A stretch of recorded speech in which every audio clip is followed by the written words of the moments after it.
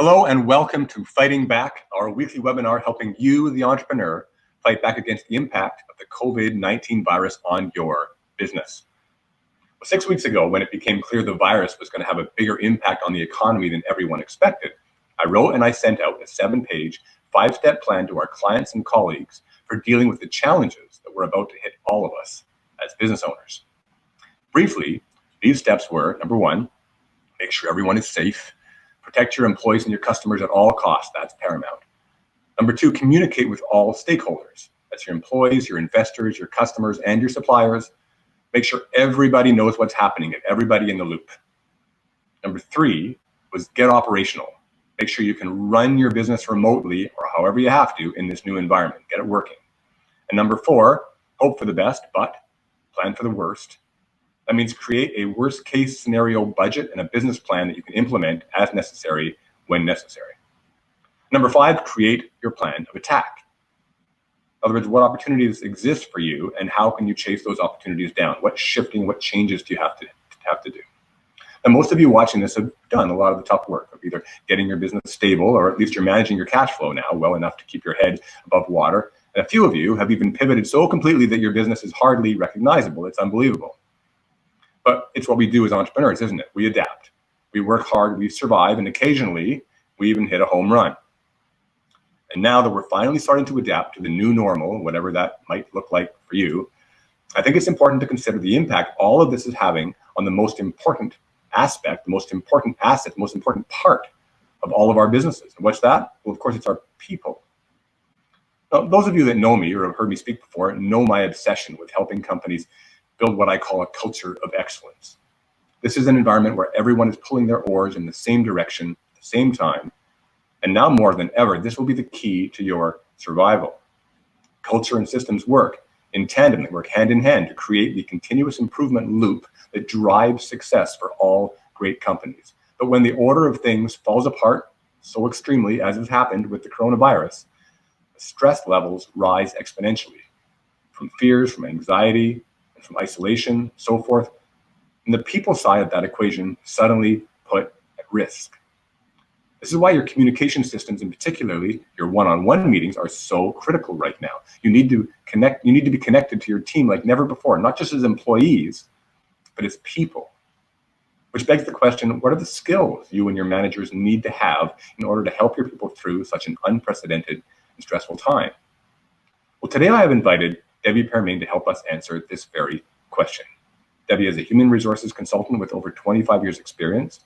She's overseen leadership development programs, employee engagement initiatives, change management programs, and performance management rollouts. She's a master facilitator who's worked with numerous Wordell clients over the past 20 years. And luckily for me, she's also my friend. Debbie, thanks for being here. Really appreciate your time. I know that people are all over you right now with stuff. So I know earlier today you were even talking to people. So I really appreciate you taking the time to join us. So great to be here, Mark. Thank you so much for having me. And it's absolutely my pleasure to be here. And yeah, just for all the ways that we've collaborated together over the years. I'm very thankful for that. So absolutely. And many more years to go for us, of course. We're still young. Debbie. Yes, okay. We are. So listen, let's start with the lay of the land, okay? So a question. So from your coaching in your HR practice, the clients that you're talking to, some of them, of course, have been Wordell clients, but clients you're talking to, what are some of the most challenging or the big issues that your clients are facing right now since this coronavirus has become this part of our lives? Yeah.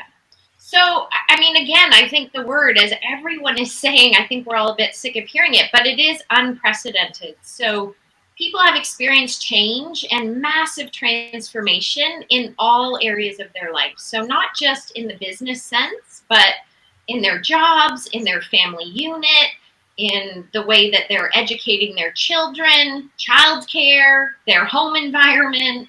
I mean, it's been massive transformation, and we're probably 5 weeks into it at this point. And definitely at this stage, a lot of kind of feelings are starting to rise to the surface. I'd say in the last month, everyone was literally just in this fight or flight mode, you know, hunkering down, all hands on deck, like in survival mode, which is very common after something traumatic happens. And, now as we've heard the good news, at least in BC over the last week, that we're sort of flattening the curve and things are starting to settle down a little bit, it's actually giving people the time and the space to all of a sudden have kind of their feelings about everything that's been going on start to bubble up and rise to the surface. Yeah, so, for sure. Lots of emotional challenges happening, and then, as just that transition to getting people working remotely. We're looking at change management on a massive scale, business as well as personal lives. And it's creating quite a lot of stress, some anxiety, and just the need for us to completely shift and refocus ourselves on how we're leading and how we're managing people and how we're taking care of ourselves. Any particular or kind of pressing questions that really kind of stand out to you, or stories or issues or things that kind of really rise to the surface that you're like, boy, I'm really hearing a lot about that. That's a big issue for a lot of my clients. Anything in particular like that? Well, I mean, all you have to do, for example, is, the kind of things I read, Harvard Business Review. I see that on, day to day, I'm getting those articles about leadership, and all the topics that are continually creeping up are things around empathy, compassion, humility, humanity. Today's article was Lead with Humanity, emotional intelligence, and resiliency. And those are the themes that are coming up over and over and over again. So those are big. Those are big skills. I know you talk a lot about. I know you've helped a lot of our clients deal with those kinds of things. Mm-hmm. So maybe what are some of the particular skills then that you're noticing people need to address right now? Like what are, those are challenging issues, and a lot of entrepreneurs that are listening right now, and these are all business owners, they're all entrepreneurs, all people that started their company. They're used to behaving in a certain way. They may not have some of those skill sets, or they may be new skill sets that they're trying to acquire right now because things are just flipped upside down so much. So maybe what are some of those skills that they need to acquire? So again, I think we want to go back to the basics of effective leadership development. So when I think of the courses that I teach and that I do most of my coaching on, it's going to be, emotional intelligence, effective communication skills, being able to be a great coach. So asking those open, non-judgmental questions, listening to people both actively as well as authentically. I think building trust, especially now where the majority of your workforce is working remotely, really a focus on relationship development. So building trust, building respect with employees, with your leaders, with your management team. I would also say cultivating a culture of optimism and positivity. So those are kind of the key areas that I definitely have been focusing on in my coaching with my clients. And I've been doing some webinars over the last week or two for some of my clients, and all around those topics, right? Managing stress. I mean, we know that stress is a huge concern right now. I think you and I were just chatting before the call about the World Health Organization prior to COVID-19 had listed burnout as one of their largest concerns. So that was pre-COVID. Can you imagine, now COVID's the number one concern, and close second is things like stress and burnout. And we also know that currently it's the leading cause of long-term disability for Canadian employers. So now that the dust is slowly starting to settle, what you're going to have to completely start focusing on is your employees, their mental health, their well-being, their stress, if you want them to stay committed, stay engaged, stay creative, and stay productive. So you mentioned a lot of great things there, and I think maybe how some of these business owners can tackle some of those things. For example, you mentioned trust. Trust is a huge thing, obviously, with employees. Mm-hmm. What if a business owner isn't certain if they have that trust, or how do they find out if they have that trust? Because people are remote. They're not sitting in your office right now. There's this long distance kind of relationship. So how do you establish, improve trust, and know if you have trust? Maybe just speak to me a little bit about how you deal with trust in this distant kind of relationship that we're now faced with. Yeah. So again, think about this. I mean, I've been speaking about trust for years in organizations, and now more than ever, when you've got the workplace working remotely, this is critical because the degree of influence that you have over another person is directly correlated to the trust and respect that they feel for you. Right. And so I think focusing on how can I continue to not just build my relationships with my employees, but maintain those relationships remotely. So we're seeing a huge change in terms of, the daily phone call, the weekly one-on-ones, the daily team huddles over Zoom. I think really talking to people and being a good coach. So again, it's that asking those important open-ended, non-judgmental questions. How are people really doing? What are some of the concerns people are dealing with day to day? Asking about them, not just from a business point of view, but also how are they doing personally? What are some of the challenges or struggles they're facing? Problem solving with them together collaboratively, asking how you can support them, asking them what it is they need from you at this time. Those are all going to be good things to help continue to grow and develop that personal relationship. Yeah, it's good. It's really, really good. So, things are changing so rapidly that I think it's difficult maybe for people to keep up even right now with the rapid pace of the change that's happening. And I know that, as you mentioned earlier, that, people are just kind of getting over, I mentioned a bit in my monologue, they're kind of getting over this time where they just put their head down and got stuff organized, just sort of took care of business, so to speak. And I know that many of our clients, being entrepreneurs, sort of, what you've taught me, driver personalities, very many of them, that's how they behave, that's how they live. They just put their head down and get the job done. That's just their way of thinking. Yeah. And of course, we have to remember, and they have to remember that even though you should work hard to drive leadership down your organizational chart, they still kind of have their hand on the rudder. They're the one that's kind of in the greater control position. And because of that, they may not notice, with all due respect, they may not fully notice what's happening in the minds of those that are being affected by what's going on. Their head is just, boom, I'm trying to solve a problem. But all these people around them are trying to react to that and be supportive, but their lives are turned upside down. They don't know if they're going to be keeping their job, if they're not going to be keeping their job, if the company's going to go left instead of right, all that kind of massive change stuff that's going on.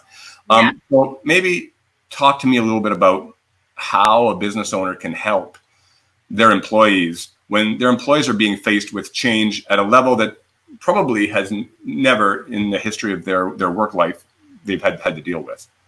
Yeah. So I think there's a number of things. I mean, my background is change management. So I've been going back to all of those principles and like best practices around how do you lead people through change. And then again, recognizing people have multiple changes going on. And I'm thinking of things like the William Bridges transition model, where it says, change has 3 distinct phases to it. So the first stage is the ending stage, and the need for people to kind of identify what their losses are and be able to address or grieve those losses in positive ways, and then be able to let go of the losses. And then stage 2 is the neutral zone. And this is where the degree to which a person has resiliency skills or is able to adapt is really the key indicator of what will propel them into stage 3, which is this new beginning. So just even thinking of the William Bridges model, what you see is there's a transition that occurs anytime a change happens. It's psychological, and every person goes through each of those stages at a different pace. We also know from change management that a person's personality type has a large indicator on the degree or the speed with which they transition through those 3 stages. So I love how you mentioned, most entrepreneurs, when I do things like personality testing on them, come out in that D, which is the driving or the director personality type. And typically speaking, these are people who actually like changed. This is why they're so good at what they do and why they're able to be entrepreneurs. So they can, think, act fast, pivot quickly. They're often the ones leading the change, driving the change. So they're quite comfortable dealing, right, with these types of situations. Now, even the drivers that I know who are running their own businesses are struggling just with the rate and the pace with which all of this has happened. But generally speaking, they're going to be the personalities that, are having the easiest time right now adjusting and adapting, because that's their nature, that's their personality. And then we can't forget that then in companies, we've got the other three personality types working. So we've got the analyticals. These people need information. They need time to process things. They need to be able to ask questions. So their needs, they need structure, right? And so as a driver, how do you support your analytical employees? Well, these are the people who definitely need to have some type of vision. They need to be able to have goals. So I'm saying chunk it down and set things like daily goals with people. Set up weekly plans, because so much is changing day to day, week to week. And that's also where, if you're having these kind of daily one-to-ones or check-ins, you're allowing them opportunities to ask questions, but you're also giving them the time that they need to kind of process what's going on for them. So your expectation isn't that, hopefully shouldn't be, that they are adapting to everything as quickly as you are as a driver. They're a little bit slower. They need more time. They need more information. They need the things like the visions and the goal setting and the plans and the opportunities to ask questions.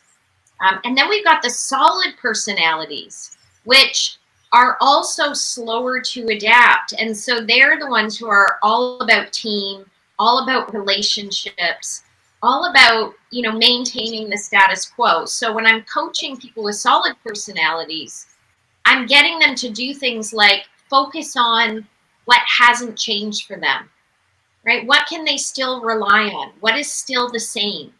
So instead of focusing so much on the change and the difference, that's going to create anxiety for them. I get them to feel a greater sense of internal control by helping them recognize what are the things that have stayed the same. And then also really making sure that you are doing things to build connection around team development.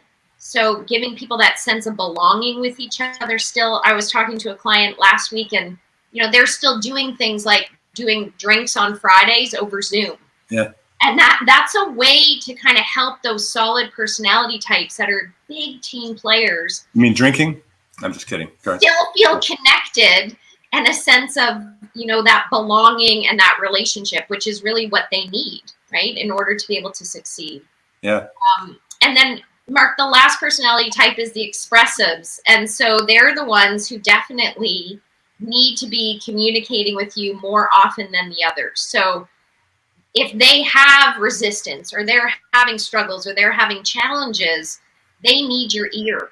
And this is where, again, those good coaching skills like active listening, authentic listening, empathic statements, like really being able to help people feel heard and understood and validated, will help those expressive people be able to kind of process whatever they are going through right now, to be able to embrace the new normal and move forward.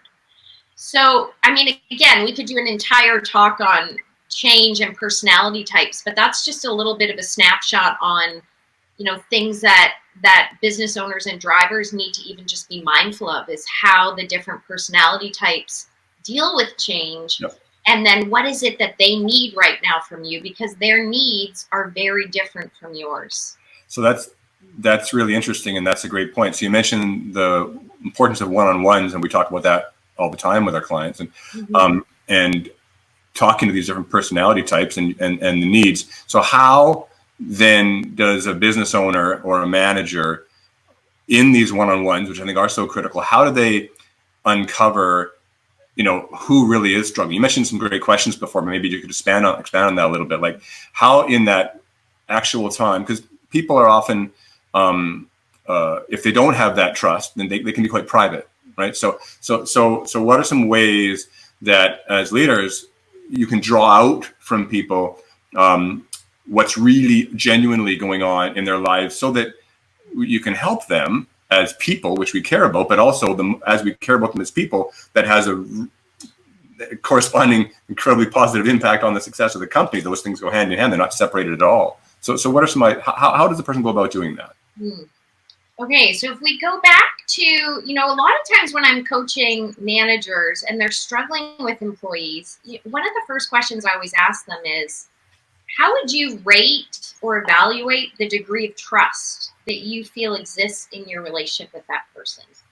And, I'm always a bit surprised at a lot of leaders' reactions when I ask the question, because a lot of them look at me sort of quizzically like, I'm not even sure what you're talking about. Like, how would I evaluate that, right?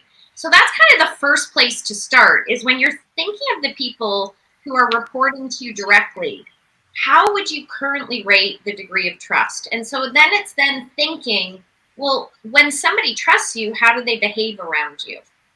So are they open when you ask them how they're doing? Are they honest? Are they only telling you what they think you want to hear? One of the questions I often ask when I'm coaching employees, I'll say, tell me the good, the bad, the ugly, right? Tell me the good, the bad, the ugly. And the degree to which people are willing to tell me the ugly, the stuff I don't want to hear, the stuff I don't want to know, is a great indicator to how much that person trusts you. Do they trust you with the information? Do they trust how you're going to respond and react to the information? Do they trust what you'll do with that information? So how do people behave when you're interacting with them? Do they look comfortable?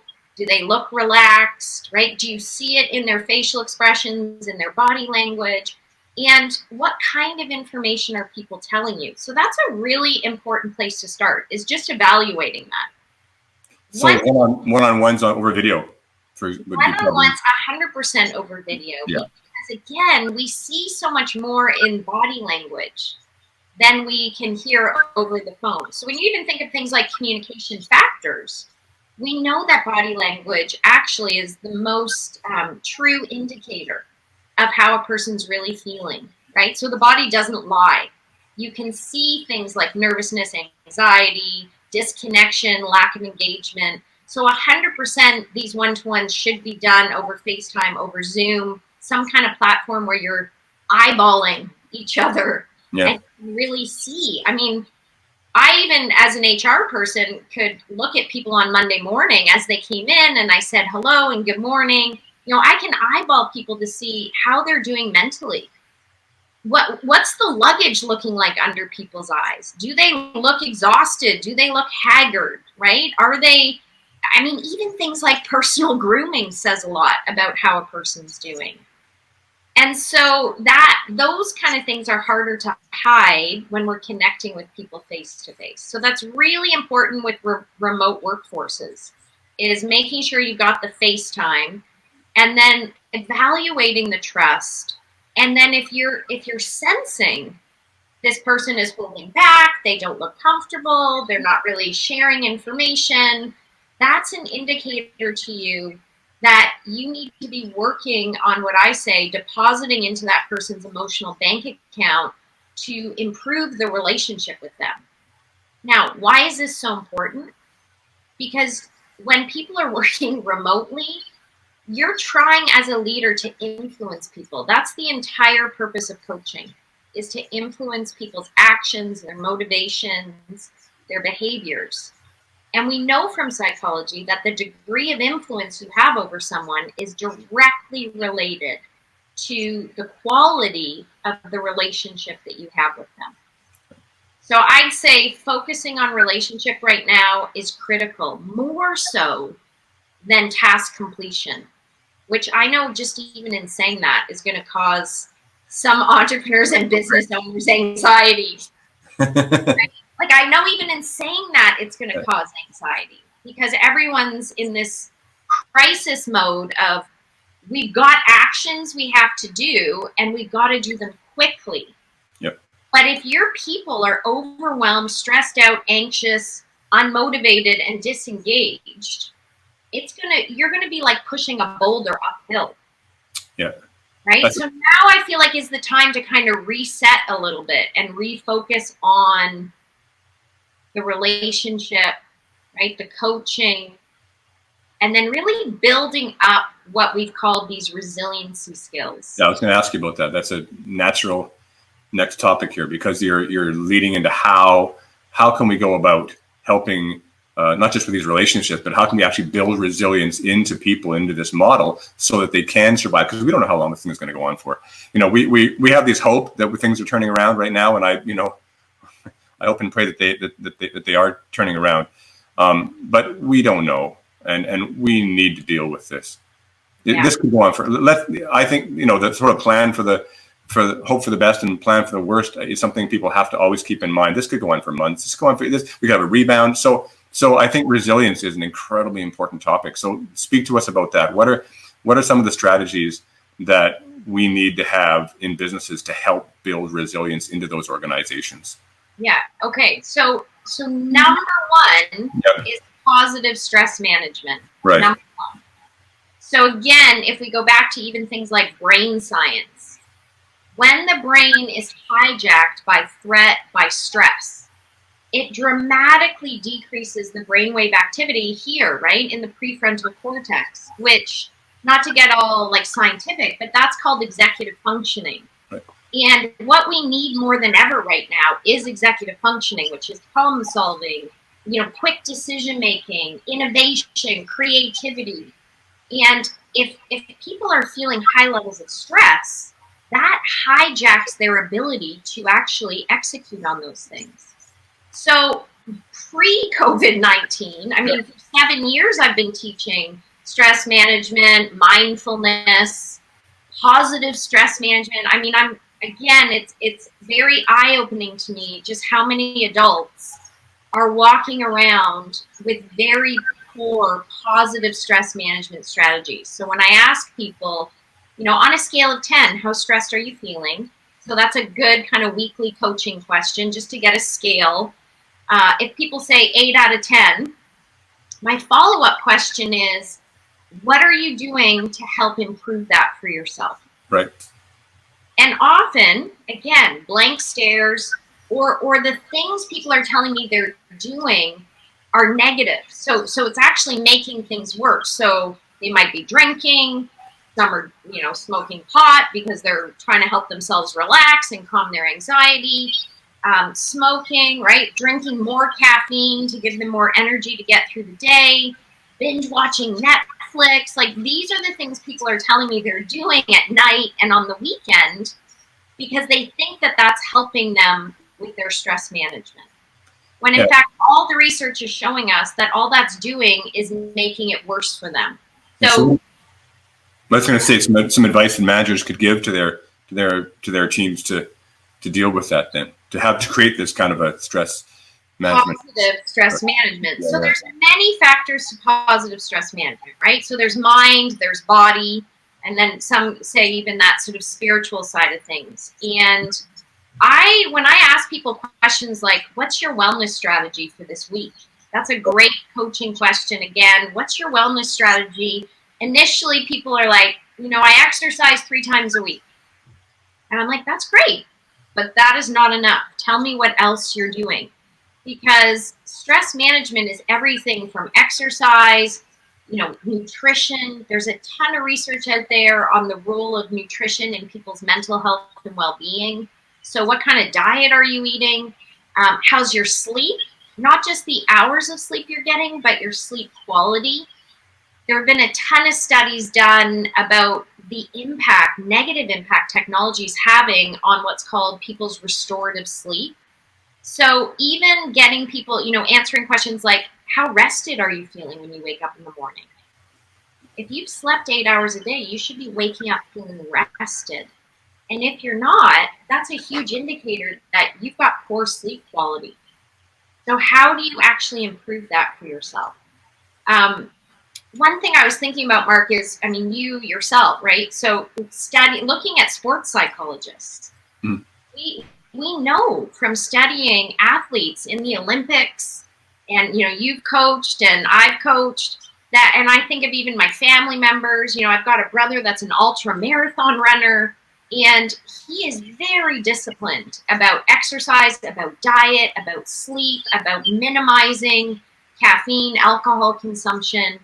A well-rested, well-nourished body can actually withstand extremely high levels of stress. Yep. Right? Absolutely. So going back to basics. Yep. With some of my coaching clients, I think I told you this yesterday, I was like, your focus for this week is just don't consume alcohol Monday to Friday. That's an action step. That's going to dramatically help you because you'll get better quality sleep, and then your focus will be better, right? Your self-management, your emotional management will be better because a lot of that's connected to the quality of sleep that you have. Yep. And we could, again, do an entire session on stress management, but I'll also just say getting outdoors, spending time in nature, spending time with loved ones. So now Zoom connection, house party, whatever you can do to make positive connections with people is really important to your mental health and well-being. And I would say, so sleep, nutrition, exercise, and then even just the calming mindfulness practices. So those exploded in North America over the last 10 years. Yep. Right? So I think stress management is number one. Yeah, I've learned to meditate every day, and I did a lot of, like back when I was coaching, of course, mental training was just a new experience way back in those days, but we used it actively, and I found genuine success by teaching the basic principles of mental training, which means basically just going through processes and living it as real as you possibly can inside your mind in the way that you want it to go. So, and then that manifests itself when you actually go in real time. So this stuff works, no question about it. It's unbelievable. So I actually teach a course on, how to do creative visioning, because that's a huge part of being a good coach. It's that if your mind can see it and you believe it, then you become it. And as you know, there's tons of books out there on the mind that heals itself. And when you look at some of the research that shows the validity of being able to vision something in your mind and then actually manifest that. Yeah. The mind loves pictures. So I think right away when you're thinking of your businesses and how do you support employees, it's doing those weekly visions. Where do we want to be a week from now? Where do we want to be post-COVID, right? What's our vision? Yeah. And then we get into the execution part, which is, okay, what are our plans? What are our goals? How are we going to implement that? Mark, I also just want to talk about the importance of optimism and positivity. Yeah, please. I think that is a key skill, and that is a resiliency skill. And again, leaders as coaches need to be able to help employees to reframe things into positives. Yeah, so an example. I'd love to hear some examples of that, because that's super important, I think. Well, it's the idea of making lemonade out of lemons. Yep. And again, tons of scientific research on when people are more positive and optimistic, again, more hopeful, more productive, more motivated. And so much of stress actually originates in our mind and in our thinking. So when you look at things like the CBT of psychology, cognitive behavior therapy, it actually teaches that stress is a feeling and then it manifests in behaviors. So I feel stressed, therefore I act this way. I either drink or I eat too much or I obsessively clean, like whatever it is you do, you're acting out the feeling you're having of stress. And I teach tons of workshops on stress management, and the game changer when I started teaching people that stress originates in our thinking. Because stress is actually the perceived threat of a situation. Right. So even just looking at COVID-19, I was encouraging people in this resiliency workshop to write down all the thoughts that you're currently having about COVID-19. And then sit back and look at what you wrote down objectively. How many of the statements that you wrote were positive versus negative? So that's the first starting point. It's just that self-awareness of what are you currently thinking about what's happening for you right now? Yes. Then the skill of reframing comes after. So, as you know from mindfulness practice, self-awareness is the first step in changing any feeling or behavior. Most people that I coach have what I call like stinking thinking, and they don't even know it. So they're literally like manifesting things in their life based on thoughts that they have that are to a degree distorted, right? Yep. And if people are interested in this topic, there's something called distorted thought patterns, which, could be catastrophic thoughts. You could be personalizing things that aren't personal. All or nothing thinking is huge. So right now with this COVID, when I've done this exercise with clients and I've said, write down all your thoughts about COVID, and then I'm like, read them back to me. And let's say out of 10 statements, 9 out of 10 were negative. Just being able to point that out to someone to say, so when 9 out of 10 of your thoughts are negative, what kind of impact is that having on your stress right now? And how can we look at those thoughts more objectively? So are they all truthful? What would be a more positive way of thinking about that? So that's that skill called reframing. Trying on, I love the go back in time, Edward de Bono's 6 thinking hats. I'm like, what would be a more optimistic way of looking at that thought?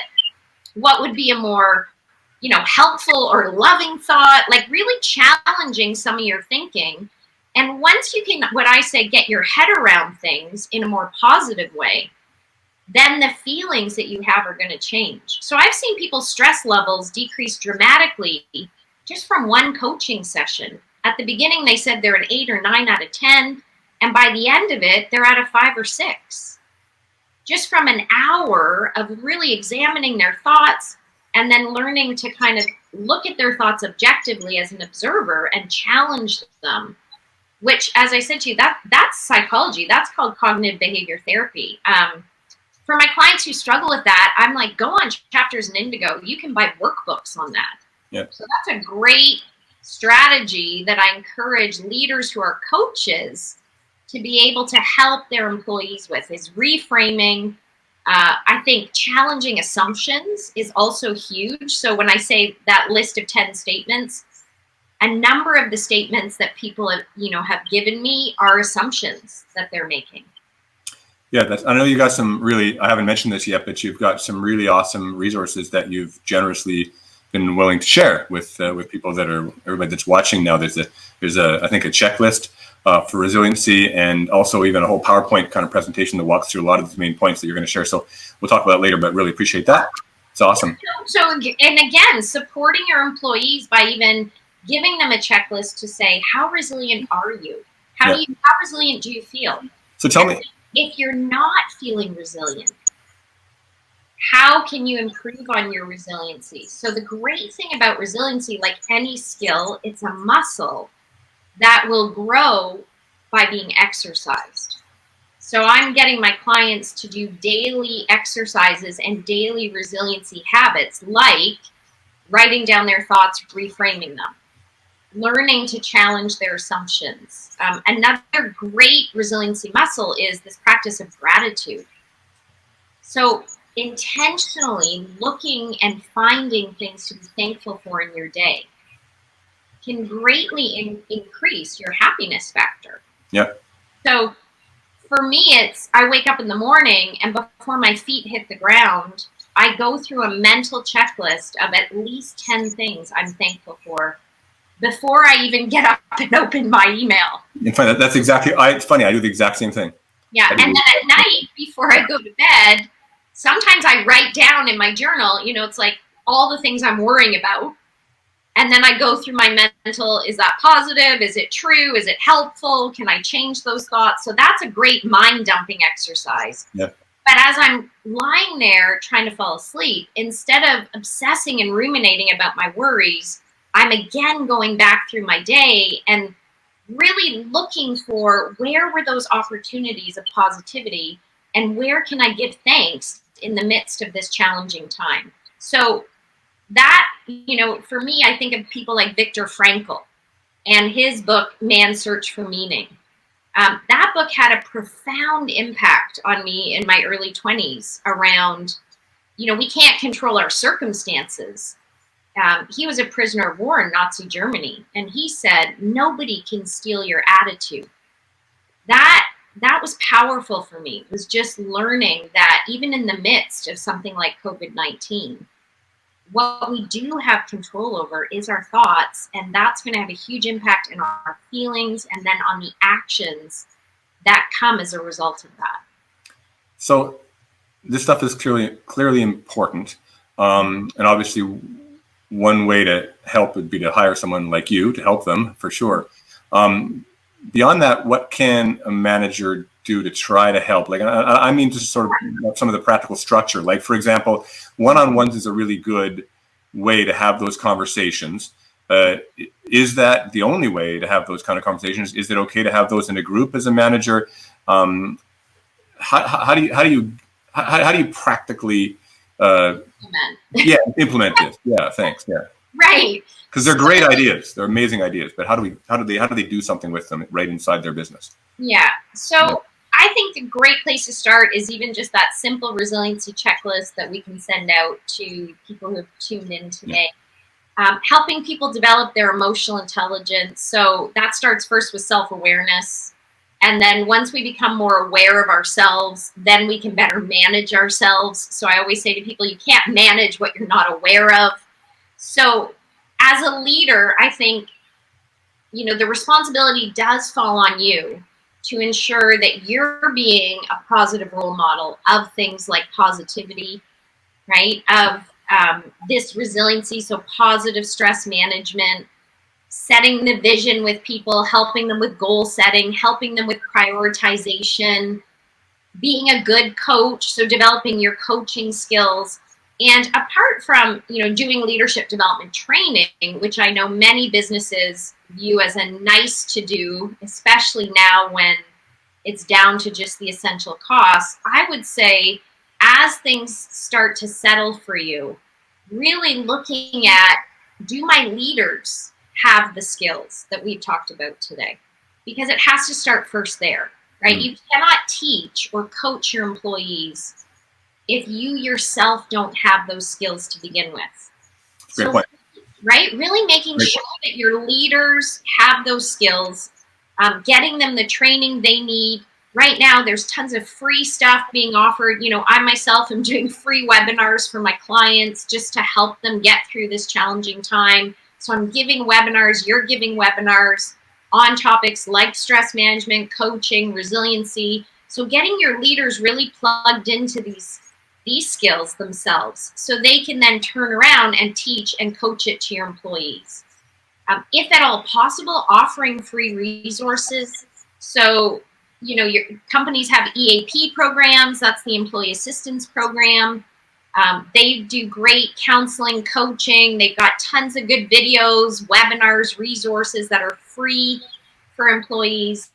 If you're a smaller business and you don't have an EAP program, I've seen some of my clients, HR folks, just sending out weekly bulletins to their employees saying, here's some great resources on mental health. Watch these videos on YouTube. Here's some great resources on resiliency.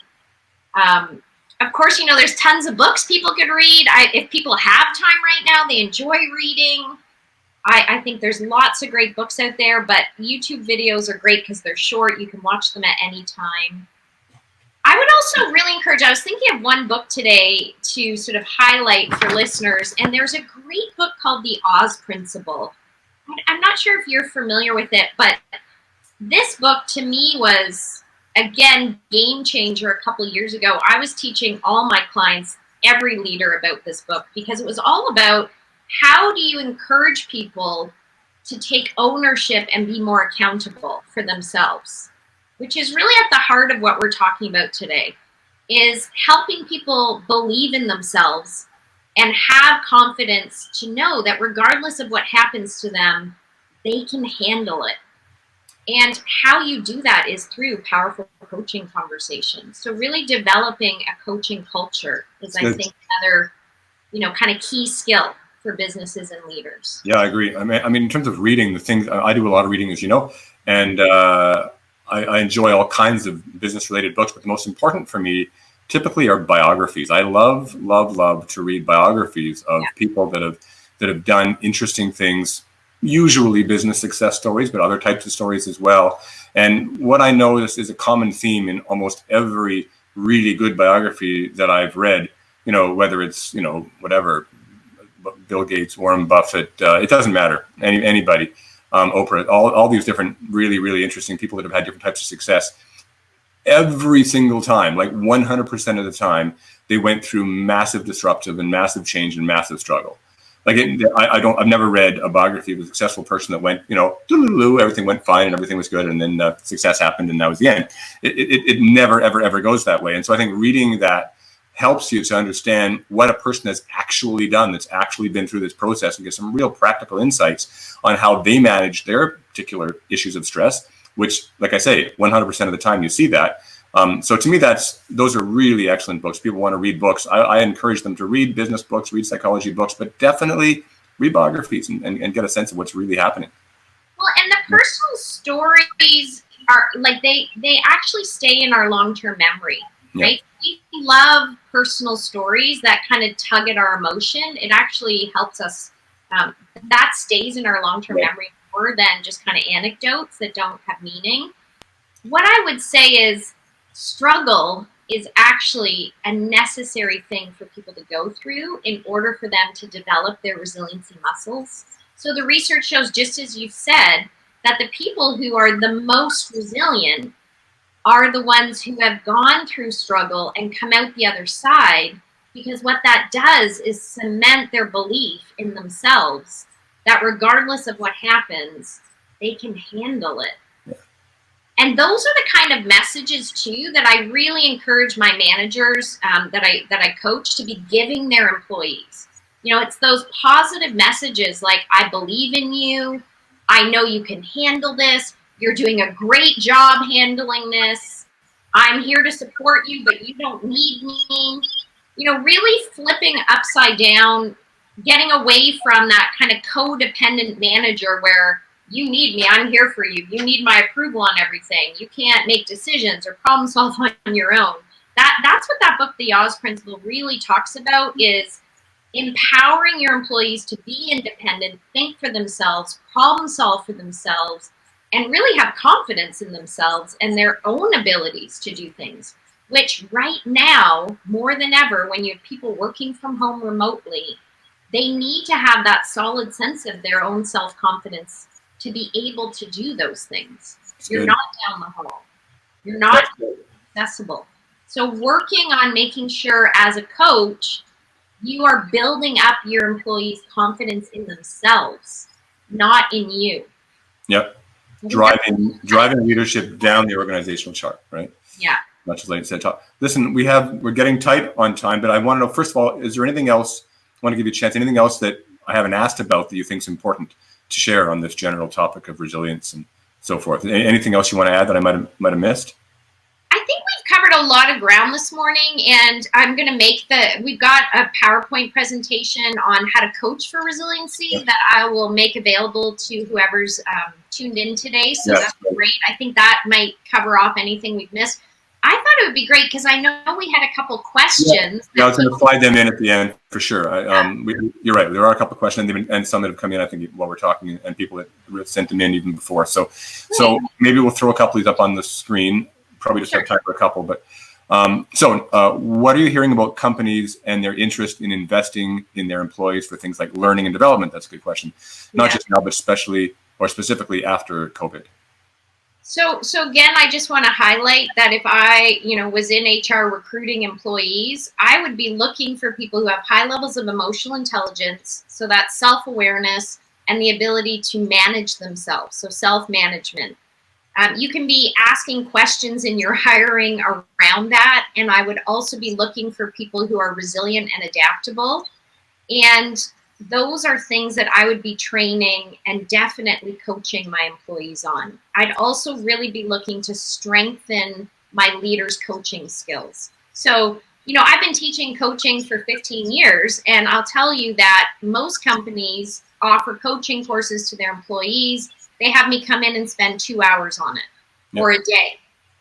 Yeah. And it's an interesting dilemma I find myself in, because I want to help develop leaders' coaching skills. But I think when you and I were speaking, when I had to do my coaching training, I had 60 hours of education, and then I had to do 100 practice hours.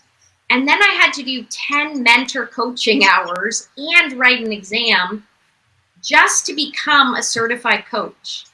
Mm-hmm. So when you think of the skill of coaching and just how necessary that is versus how much we're willing to invest, here's a 2-hour training session on coaching, off you go. Yeah. And let's just hope that you're doing a good job, right? And it's a pretty important management skill to be able to coach your employees.